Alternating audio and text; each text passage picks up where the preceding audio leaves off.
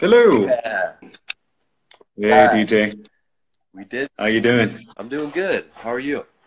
Yeah, pretty good. Yeah. How are all the animals? They're doing fine. Right now I'm only being or in the company of two emotionally aloof cats. Who seem to be rather disturbed and irritated by the fact that I'm talking to someone online They don't like half it. past 11, but it's his life. Wow. They Yeah. they don't like the attention getting taken away from them, huh? Oh no, no, not at all. Funny, man. Well, dude, thank you for being on. You're like one of the most beautiful movers on Instagram. Oh, So it's an thanks. honor, man. It's my pleasure. Yeah, hopefully I would love to do a workshop with you, man. Whenever you can get down here. Yeah. Yeah, that'd be fun. I'm actually coming to the US for the first time in July. I'll be teaching for a school in Miami for about a week or so, and then I'll be off to I think Cali, New York, and Austin. I think. Oh, yes. Is it your first So time? be um I've been in the US two times in the past when I was like 7 and 10 years old. Uh, So I'm looking forward to coming back and meeting all of you guys. yeah, that's going to be awesome, man. Thank you. Yeah, I feel like there are a lot of people in the US that I need to connect with um, in person, not only digitally. Yeah. Dude, you got a lot of fans down here. We love you in America. Well, I mean,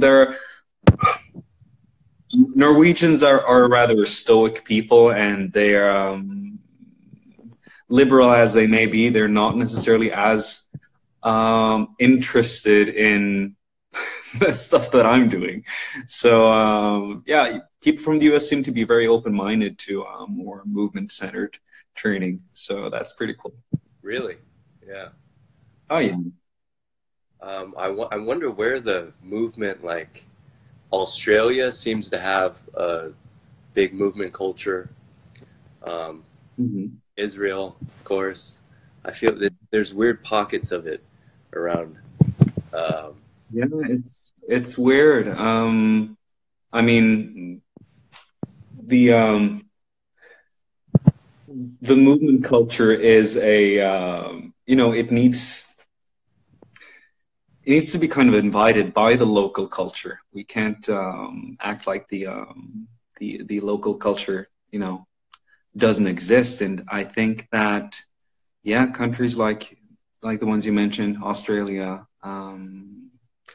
and Israel, Netherlands as well, Spain, yeah, they seem to be a bit more, I guess, ready for it or keen on trying it out. mhm. Yeah, that's odd. Each region has its Yeah.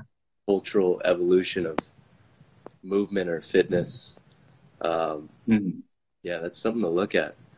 CrossFit's, I mean, Yeah. places where CrossFit's now just getting big, they're getting introduced to it there. And it's, Yeah. yeah, because here it's so saturated and like everyone's Mhm. that phase. So, Yeah, it's really weird. I just came back from India.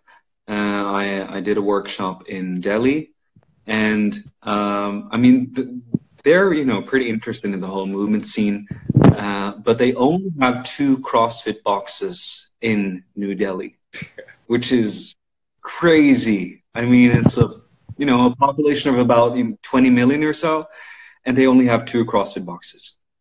Um, so it's kind of strange, and they seem to be kind of skipping certain types of progressions in the fitness culture towards the movement culture. yeah, yeah, it's a virus, the CrossFit. Oh yeah. To put that in perspective, there's literally like four CrossFit gyms on my street where my gym is, just on the same street, That's crazy. all next to each other. It's insane. Yeah, but that's the model they have is that you become an affiliate. There's no Hmm. non-competition or anything set up for that, which is a good business model. They do well. Definitely so. But Do these gyms, do they have any kind of like, do they have their own type of specialities within CrossFit, or are they, like basic CrossFit boxes? yeah, I'm sure some of them have better weightlifting teams, or some specialized. Yeah. They all have they're all on good terms with each other, and they all kind of Mhm. the culture they set up is really, the community is strong, and they all help each other. CrossFit's good, and that's, I mean, how they used to be, especially where they would just go out and, I want to learn from you, I want to learn gymnastics, and just pull from everyone. I think that's great. Kind of shifted to something else now, but that feeling of just being open to learning new things is a good the CrossFit community.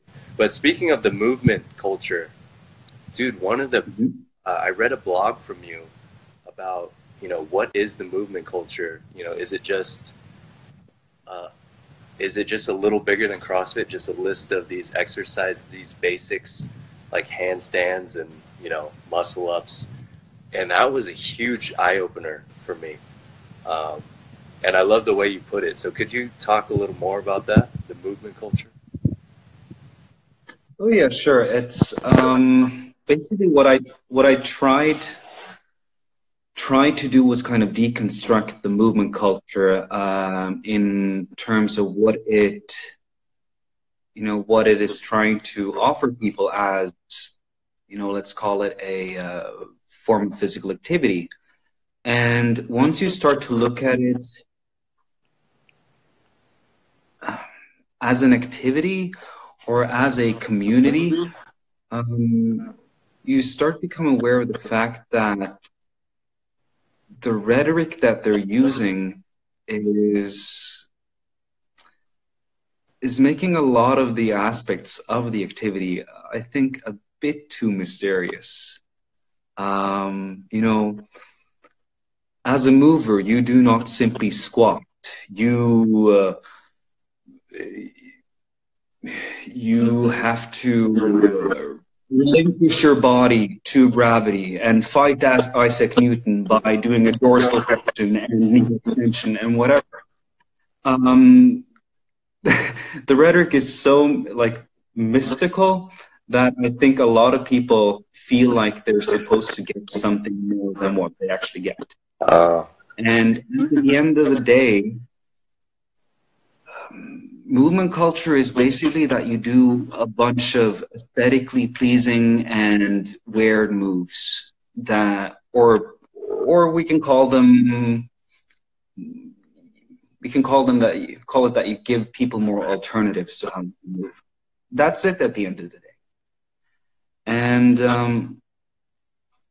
I think that if more people came to the movement culture with the mindset that we're going to do something that they prefer to do, that they wanted to do, and not that they were supposed to get this mystical product known as movement, then a lot more people would stay. And then a lot more people would continue. And then a lot more people would be able to pick and choose whatever aspects of the movement culture that they actually preferred, that suited their lives, their personality, their bodies, their routine, as opposed to be trying to fit into a, they become like these square blocks that you're trying to fit into a hole that really doesn't exist. Yeah. Oh, I love that. Yeah, I mean, it seems like the movement culture is just gymnastics with some, locomotion, floor work, maybe. But yeah, I love that, because it's just, I guess, on the way to a one-arm handstand, something magical does open up for you, and you see the path to physical enlightenment is supposed to appear, right? Like somewhere along that line. But if you don't get injured first trying to do it. But yeah, I mean, well, I guess I guess that the product of enlightenment that a lot of people are trying to achieve is not about any type of, you know, becoming a better mover or enlightenment. It's about acceptance from people that are imposing their preferences and their products on them. Mm. And that's kind of sad. Yeah, I know. So this is why I love looking inward more than any sort of movement or exercise out there.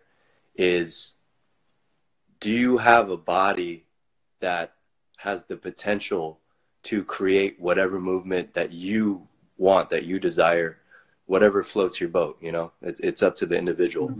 So I've kind of drifted towards, my job is to facilitate the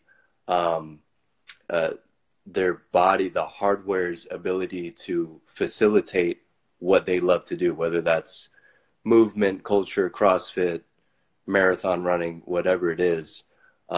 So that level, but then again, a lot of people, when they see that, they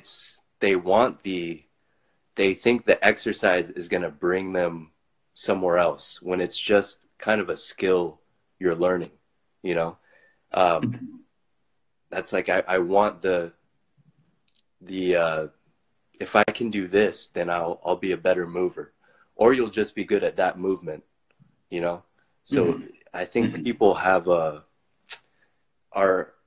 kind of confused between getting good at exercise and being a better mover, if that makes sense. Yeah, because yeah, you're definitely. like I said, you're a beautiful, graceful mover. I feel like there's something fundamentally deeper you have that allows you to express that movement. It's not just do this one drill and you'll become like me. Does that make sense? Yeah, I mean, you have to kind of build a body that is as able to perform as it is resilient, that, you know, can exert the force that you need to do different types of movements, and that, you know, does have the fundamental or foundational mobility, if you will, to practice certain types of things. But I do believe that a lot of people focus a bit too much on the byproducts of what they're doing. So, you know, they see a unique type of squat, and then they go, "Oh, cool! This squat is great for my quads," or "This squat is will facilitate dorsal flexion," or "This squat will force me into thoracic extension." But that's not the point. Your body does not know what thoracic extension is or dorsal flexion is. At the end of the day, if you do a type of squat, then you're going to become proficient at that squat. If you're able to practice that squat in moderation, and if you have the patience to do so. And what we can see, if we look at the evolution of fitness, not from a cultural viewpoint, but from a consumer viewpoint, what we can see is that as we progress, we focus more and more on specific byproducts. So in the past, a squat was a functional movement that allowed you to stand on 2 feet, get your hips close to the ground so you could do whatever you need to do close to the ground, then get back up. And then a squat became a vehicle for you to, or a tool rather, to improve your size and your strength. Only size and strength, not quads, not hammies, not glutes, size and strength. And then as time passed, you know, we slowly started to focus a bit more on quads and hammies and back extensors and all that stuff. And now we're going deeper and deeper and deeper into all the byproducts. And the problem is that once we become aware of all these byproducts, a lot of people end up thinking that they are going to get all the byproducts. But the byproducts are merely a theory. It's a phenomena that exists in our minds that we ourselves can't register. We can't say to ourselves with the utmost certainty, now I have sufficient dorsiflexion. Now I have sufficient quad or leg girth or whatever. And the problem with that is that we have all these metrics for the different byproducts, and we aren't able to really measure them. They're just theoretical metrics, and a lot of people just end up becoming really, really disappointed, as opposed to, you know, just focusing on the main product of what they're doing and becoming more proficient at practicing that. Yeah. If that makes sense. Yeah, definitely. That's wow. I love that. I mean, that it's kind of like what we've done with food in modern times. We went from just whole food that kind of took care of a spectrum of health benefits, and now we're trying to really condense and synthesize and get the vitamins and minerals and like this superfood, and we're forgetting the whole spectrum that was naturally there when you just, you know, ate an orange instead of 7 vitamin C so you don't get the cold or the flu this winter, you know? So I feel like we're trying to dissect too much, and we're forgetting so much good stuff that you can't put under a magnifying glass because it works synergistically, and, you know, it's a whole food movement, something Katie Bowman would probably say, right? So I love that idea of how you put that, and we see that a lot nowadays. Oh yeah, no, food is a great example of that, and it's really interesting when you look at it from a theoretical perspective in regards to how we motivate ourselves.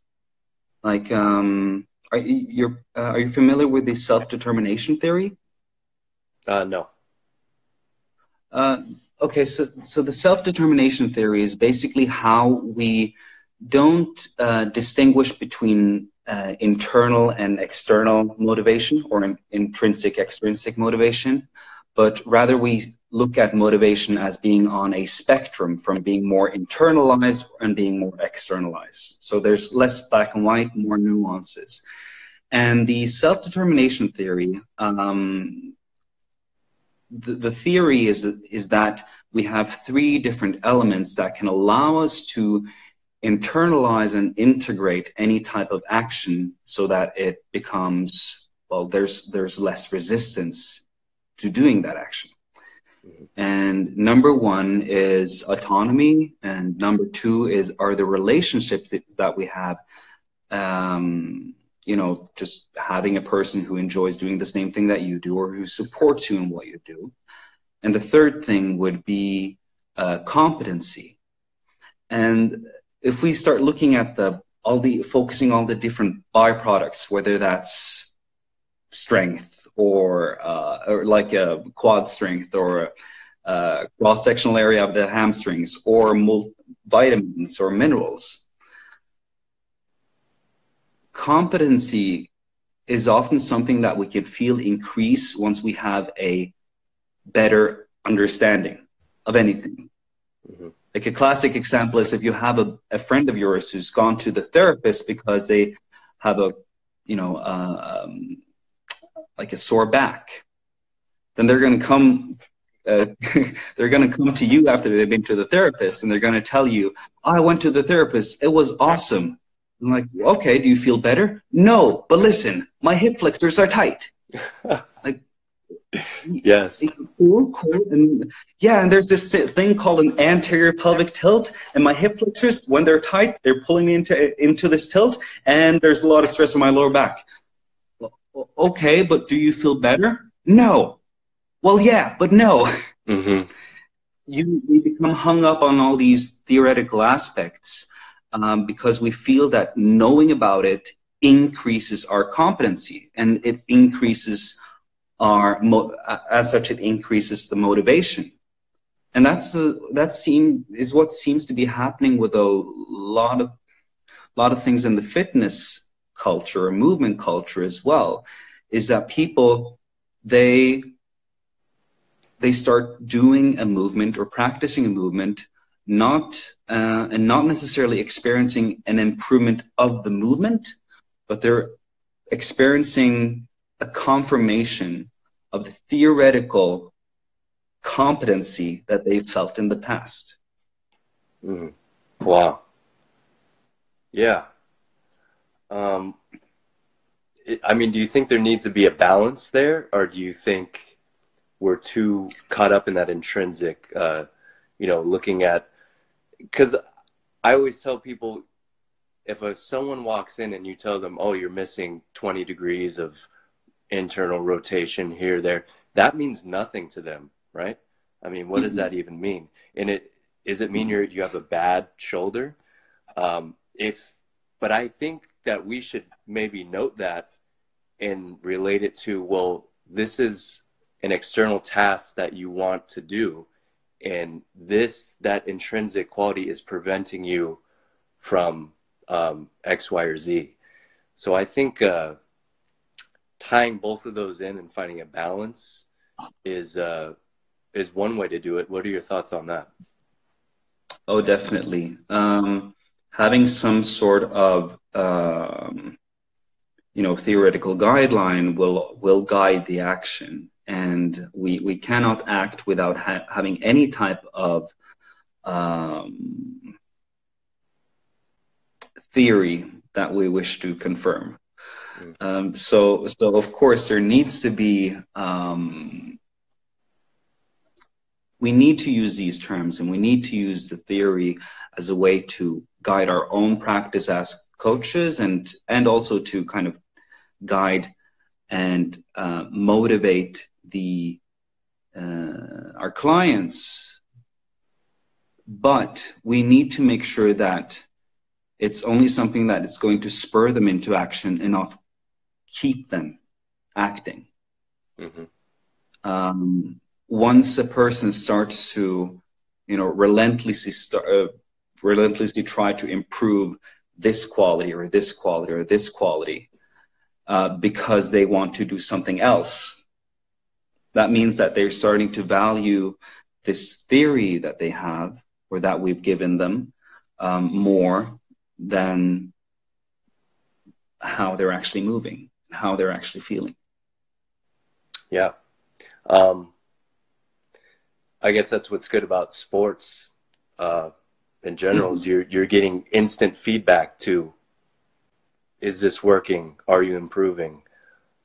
Instead of just this internal, I feel better, subjective movement, instead of being, we can quantify it. But then again, I see a lot of people, the bodybuilder types or powerlifter types or CrossFit types, they're only concerned with the metrics of how did I perform? Everything's a performance. And I think that's going too far in that direction also.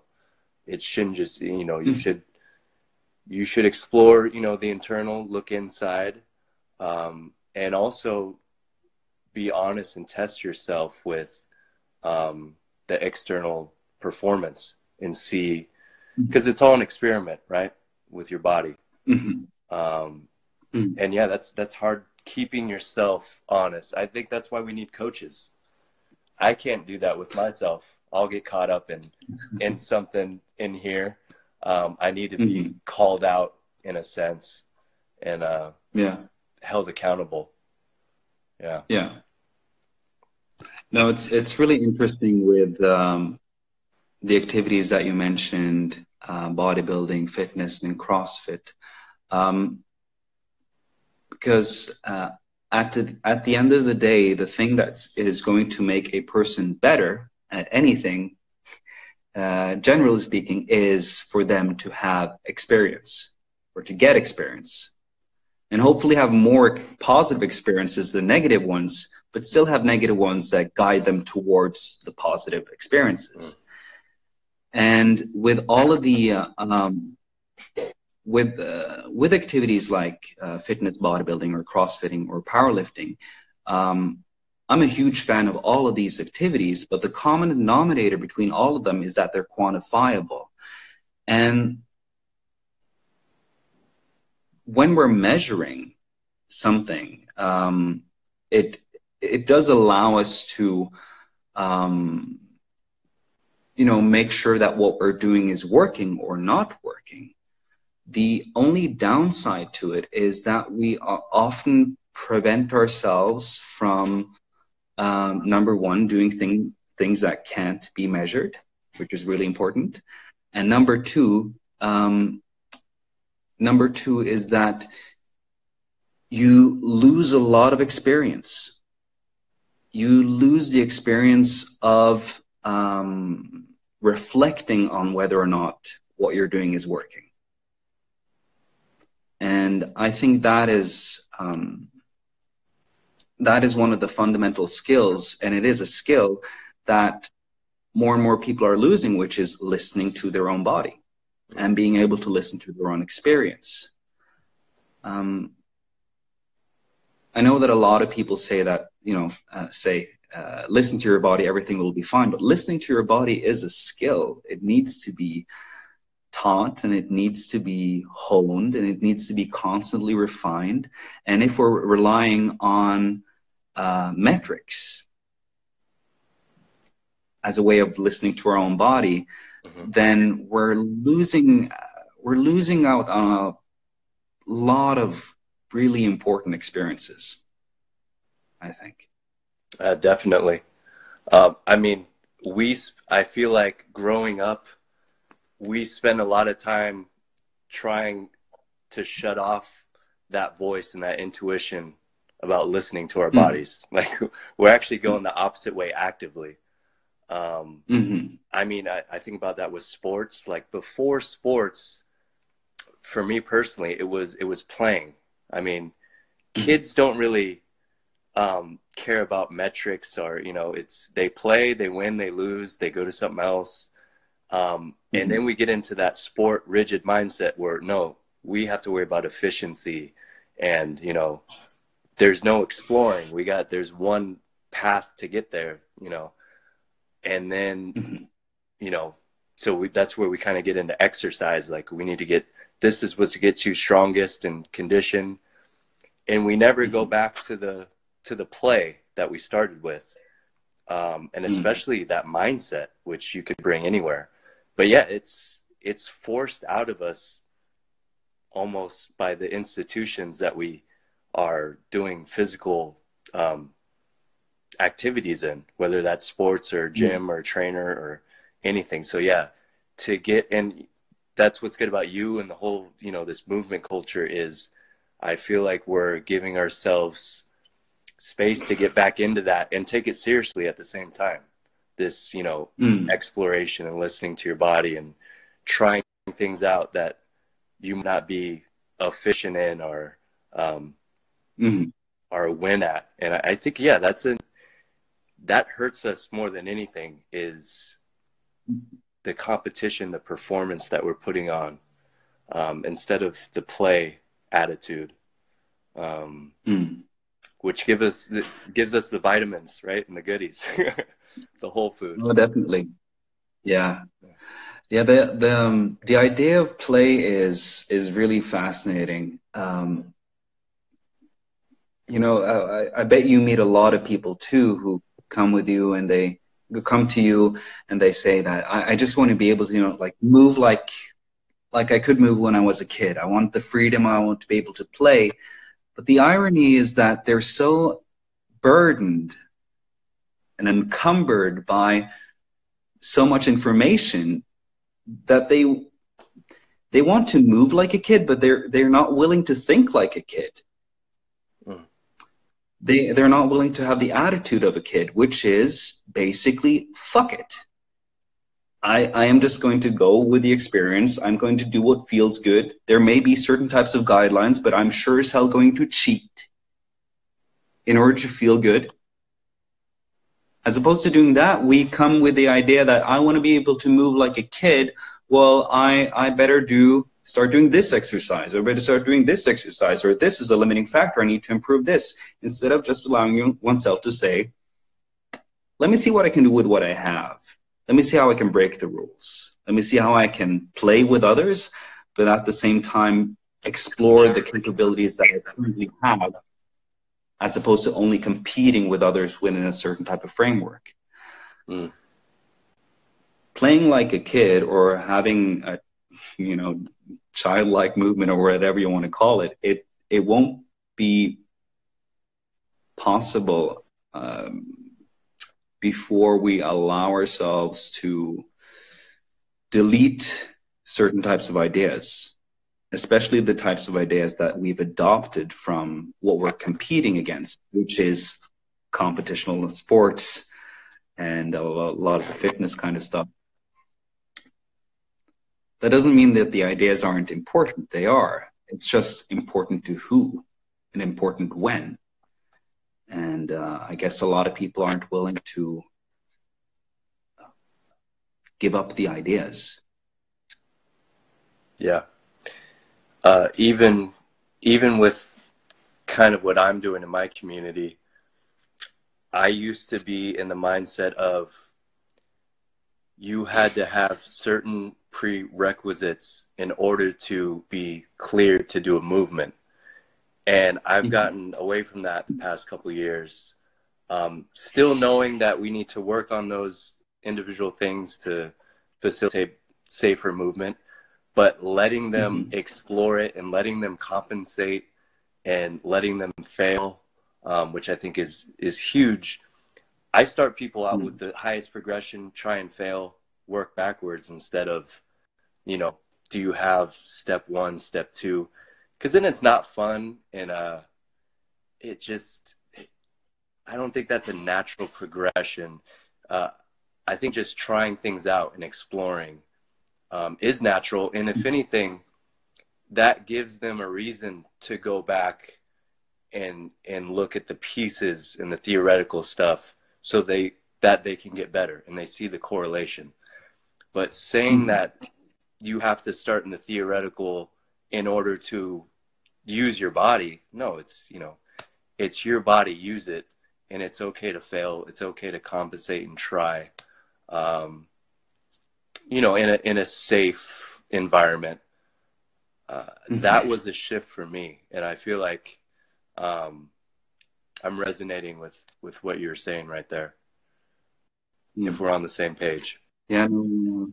And I think we had a conversation about this before in the messages. Oh yeah. Uh-oh. That's right. Did I lose you? I'm still here. You're frozen right now. So are you.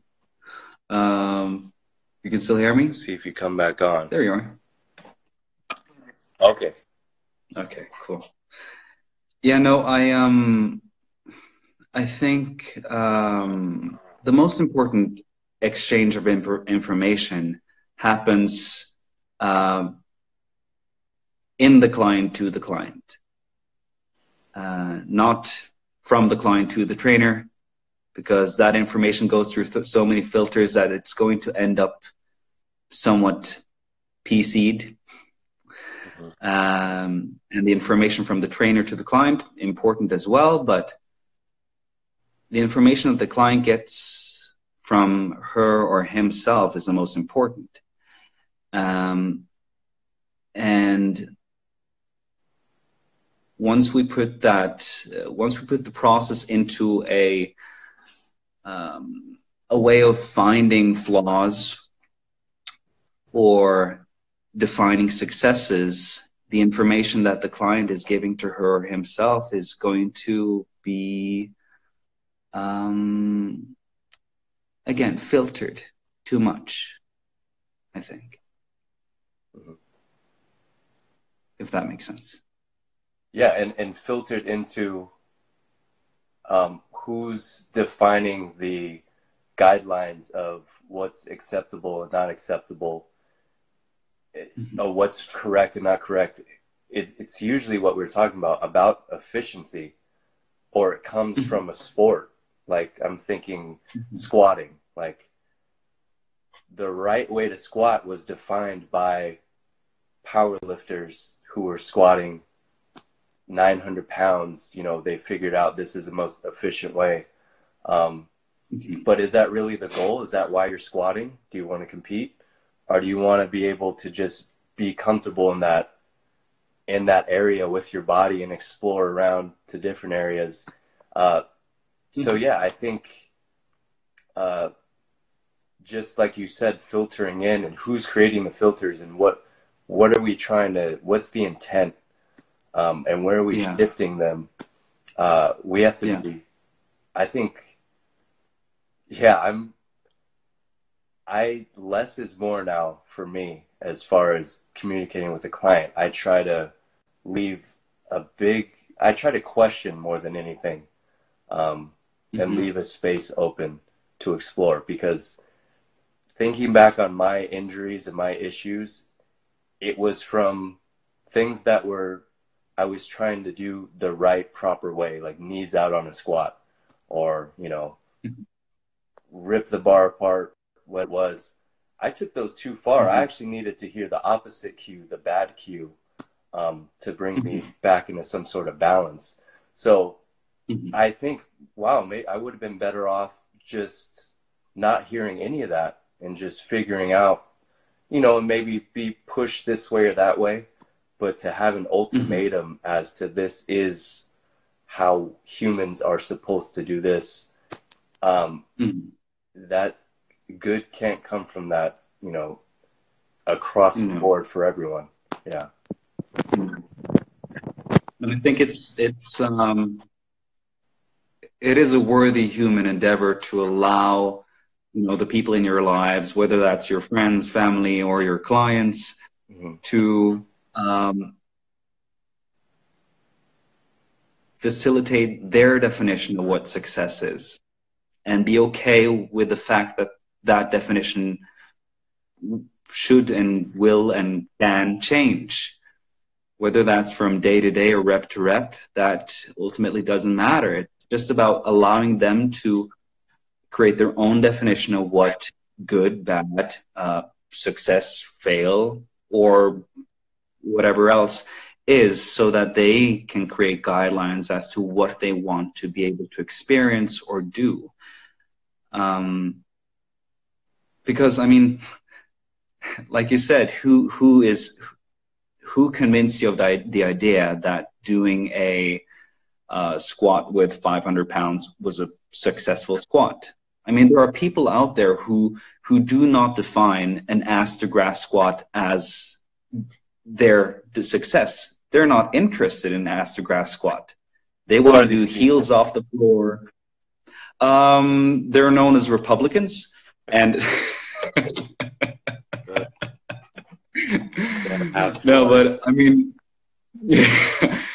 but I mean, there are so many people who simply, who only get the idea that they have to do an ass to grass squat simply because someone planted that idea in their head. There are a lot of people who weren't aware of the fact that you were supposed to do a symmetrical squat, like a bilaterally symmetrical squat, before they were given that idea. And I think that those people's ideas are the most interesting ones, because they haven't been influenced by other people's definitions of success, so they've come up with their own. And therein lies, the most wonderful human quality ever, which is A, being stubborn, or B, being creative with what you have.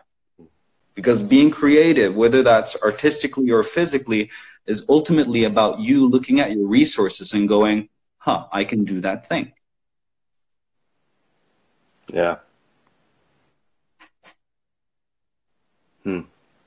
Yeah, that's, I think a lot of people in our industry need to hear that, because it's almost like coaches are there to fix people, and they really want to fix people and help people. And their way of doing that is to, kind of add morality to movement and demonize certain things, because they have that, they want to protect the client, but then they create this mechanistic it's almost like a pop quiz every time you come to the gym on your form, your technique, you're rehearsing this choreographed movement you have to do perfectly. And they don't get that, you know, explore, be creative, learn on your own. So I know that's hard for a lot of trainers and coaches to do. They treat movement more like math than like creative writing or an art. And I think what you're doing, you know, is letting people see the art in the creativity and movement, which is huge. Instead of this, God, every time I see those pictures with the red X and the green check mark on good and bad, I can't stand that, man. So I love, it's refreshing when I see your stuff and other great movers out there just showing what's possible and showing, you know, not just different to be different, but showing you're doing what you want to do. It's freedom. It's physical freedom, you know?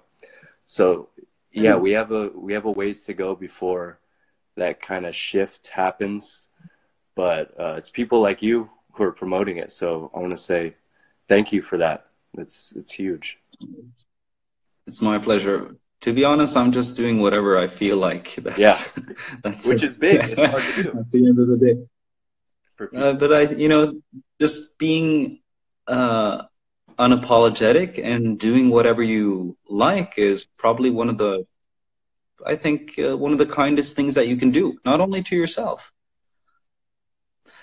But it's interesting, like what you mentioned just now in regards to like the X's and the green check marks. That is the, like a lot of people talk about the movement culture as being a paradigm shift, but we have yet to experience the most necessary paradigm shift, I think, which is to shift the general mindset of, who was it who coined the term? I heard it from a Danish physio friend of mine, a brilliant guy. The fault device model, which is that any endeavor of improvement of a biological organism is all about trying to find flaws for the sake of perfection. And I mean, this is,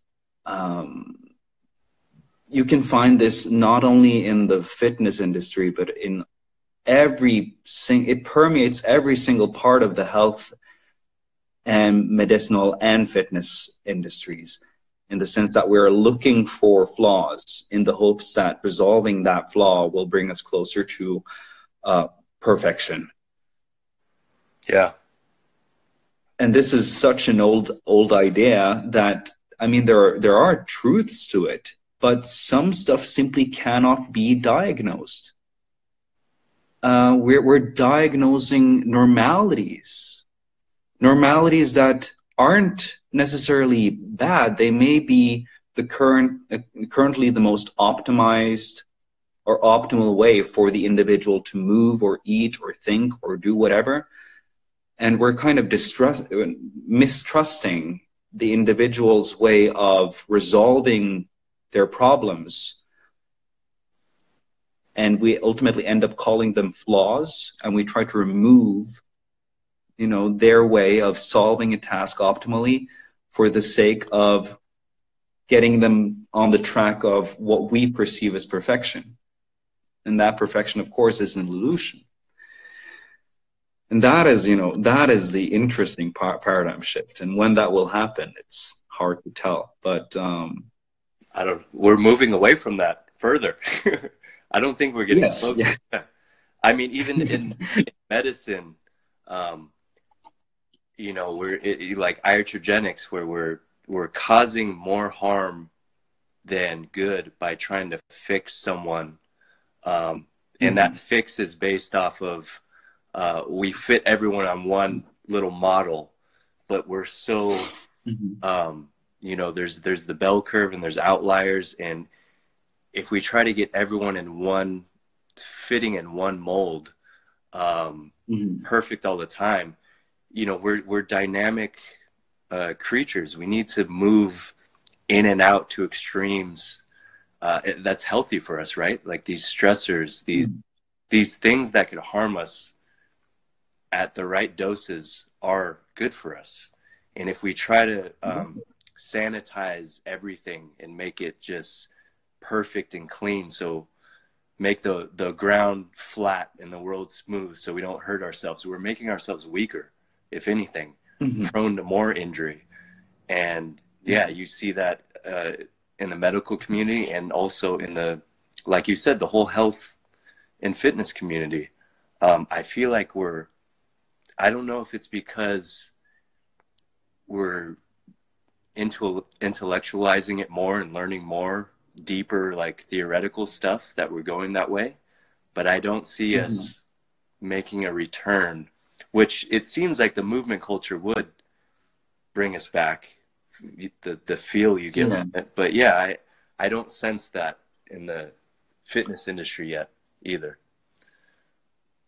No, I think that in the movement culture has been trying to, you know, present itself as being some sort of salvation, where you're supposed to get rid of all the discomforts that you've experienced in the fitness culture. And that, of course, is not something that they're able to do. So they have to, you know, tempt people with interesting theories and ideas, and ideas of perfection as to how you should move, which is the same thing that they did in the fitness culture as well. So I'm not sure whether or not they're contributing. I would say that they're doing more good than bad, though, in the sense that they're allowing people to move in more ways. But still, the rhetoric, the ideas that they're presenting and how they present them is downright harmful, I think, just like in the fitness community. Yeah. So other than giving a bunch of people mushrooms or psychedelics and having this talk, what do you think the best way, someone coming off the street who, I mean, they're already kind of brainwashed into, I need to get healthy and exercise and move, and they're thinking just mechanical work, sweat, treadmill, all this exercise.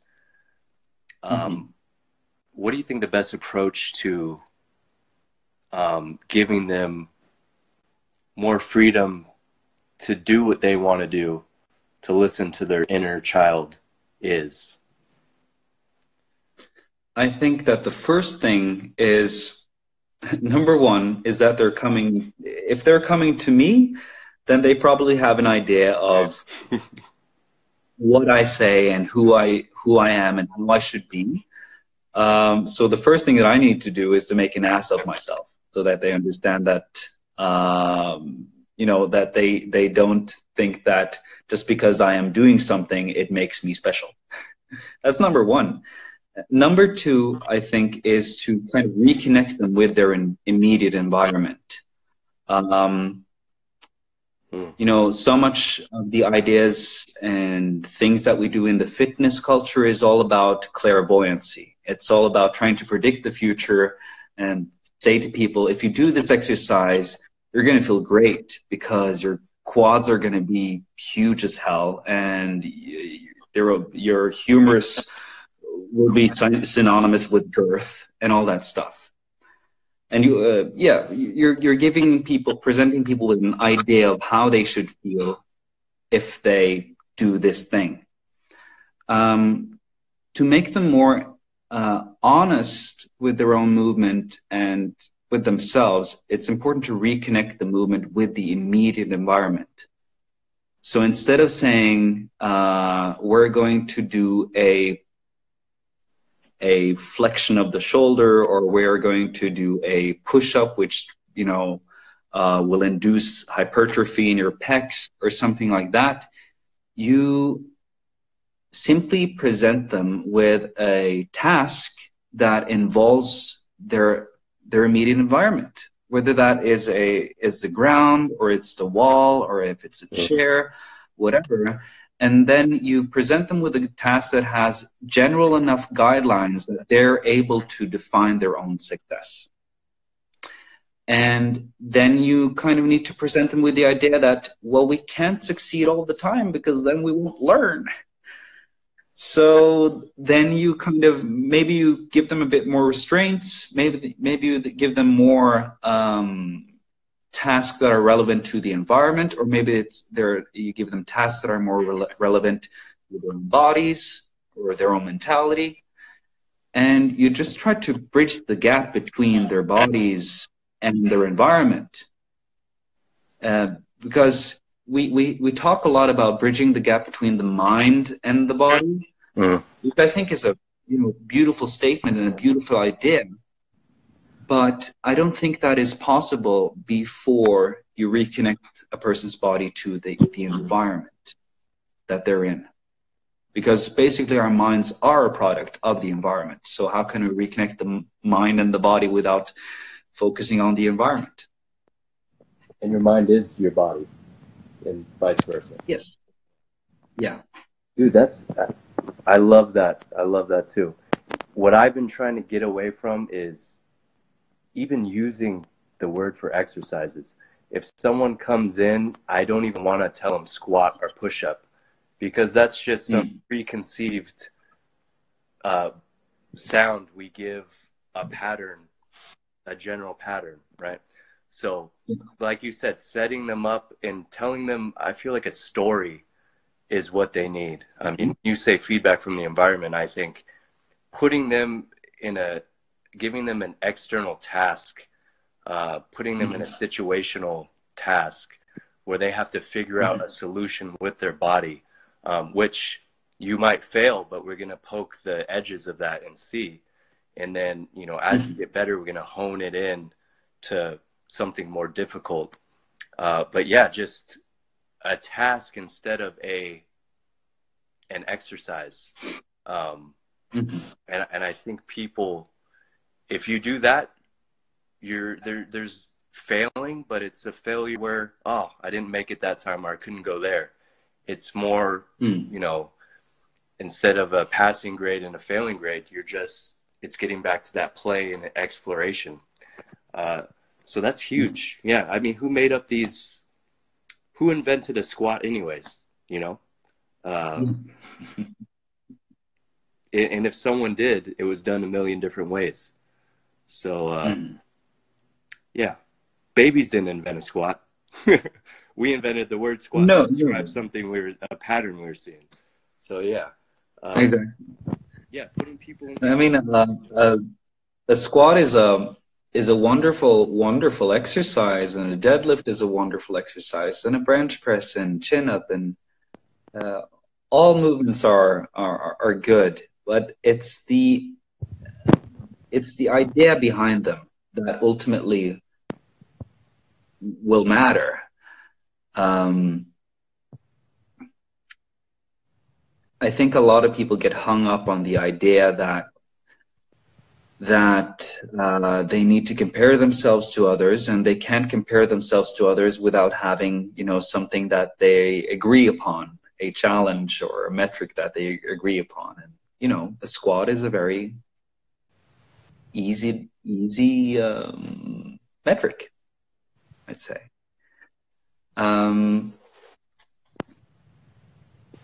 So yeah, I think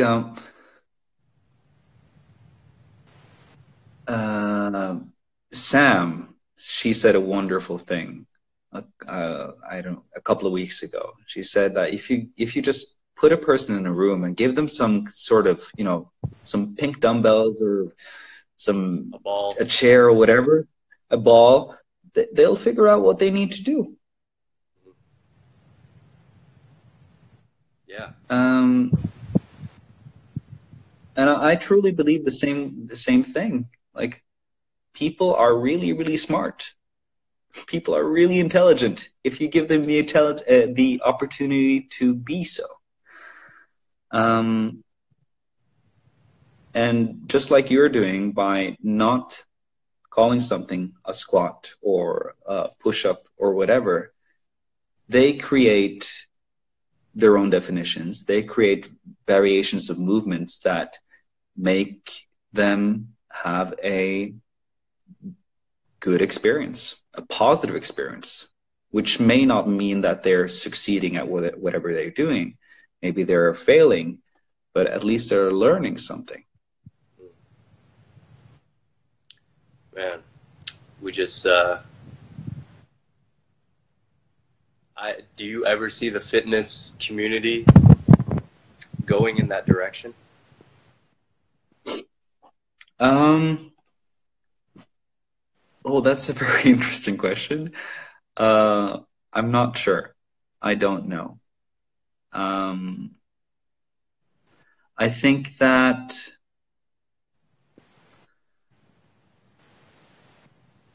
I think that the fitness community is a reflection of the general community, in the sense that it's about keeping up with appearances. It's about finding something that is manageable, that is easily defined or has been defined for you. It's about, you know, fitting into a nice little box. And, Well, John, it's about, you know, the likes you get on Instagram. Well, that is true. That is very true. I don't know. I think that at the end of the day, whatever makes a person move and feel good, whether that's short term or long term, it's hard to say. I'm all for it.